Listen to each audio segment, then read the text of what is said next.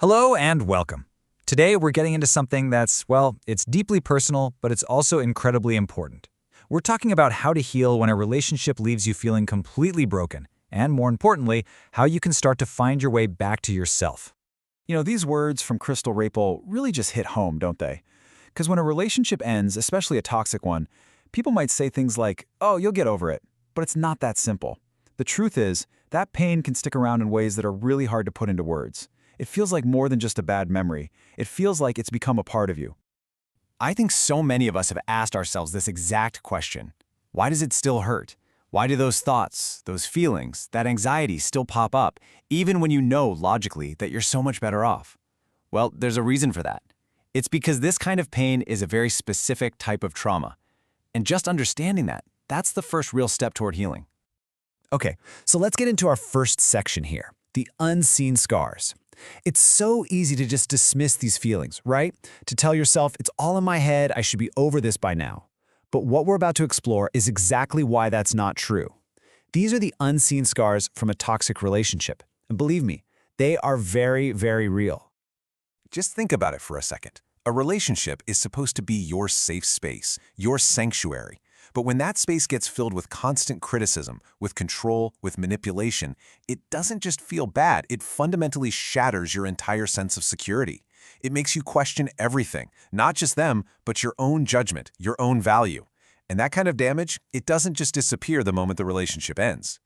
So, what do we actually call this?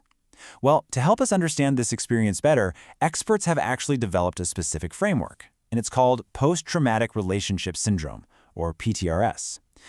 Just giving it a name is so powerful because it validates everything you went through. It says, no, you're not crazy. What happened to you was real and it was traumatic. Okay, now this is really interesting because it shows how PTRS is different from what we typically think of as PTSD. With classic PTSD, a big part of it is often avoiding the painful memories. But with PTRS, it can be the total opposite. You might find yourself compulsively re-experiencing them, just replaying arguments, hurtful comments, and those awful moments over and over again in your head. And here's the most crucial part. PTRS recognizes that you don't need to have been physically harmed. The trauma can come entirely from emotional abuse. So, the bottom line is this. PTRS is a specific lens for understanding the unique fallout from abuse within a partnership. It's defined by those intrusive memories we just talked about, and it creates very real, very painful problems when it comes to forming new, healthy connections with people. And this is what that actually feels like in day-to-day life. It's the flashbacks or nightmares that sneak up on you. It's that feeling of being constantly on edge, irritable, jumpy, like your body is always braced for a fight. And, of course, it directly messes with your ability to trust again, which can make you just want to pull away from everyone, even when connection is what you crave the most. So that brings us to a really big question. How does this even happen? How does someone get so deep inside your head?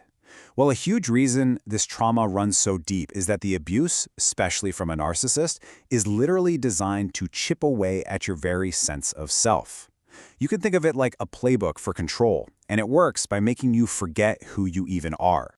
And as you can see here, this is not something that happens overnight. It's a slow, sinister, three-step process.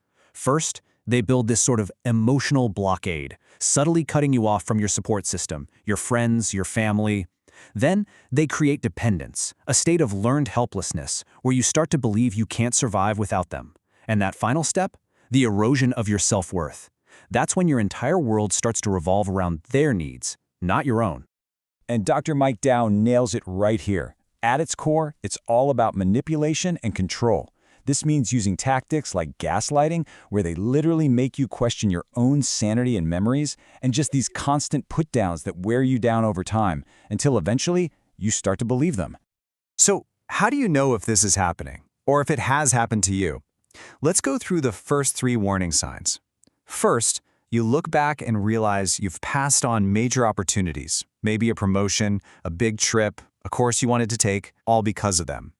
Second, you just feel stuck, like you're constantly spinning your wheels, just trying to keep them happy. And third, you don't feel comfortable in your own skin anymore, because you've been living under a microscope of criticism. And the signs continue. They might disguise their sabotage as them just being realistic, always telling you why you'll probably fail. They also live rent-free in your head. You're constantly second-guessing yourself based on how they might react.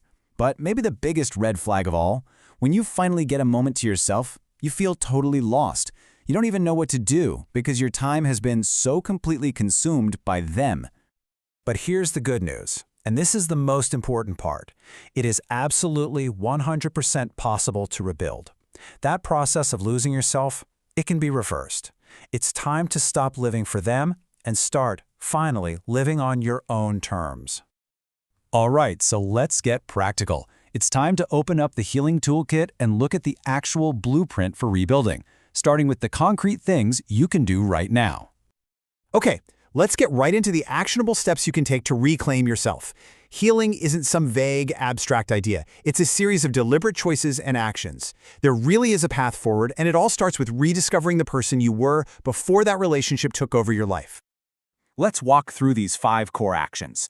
Step 1. Go no contact. I know it's hard, but it is non-negotiable. This is about cutting off their access to you so they can't manipulate you anymore.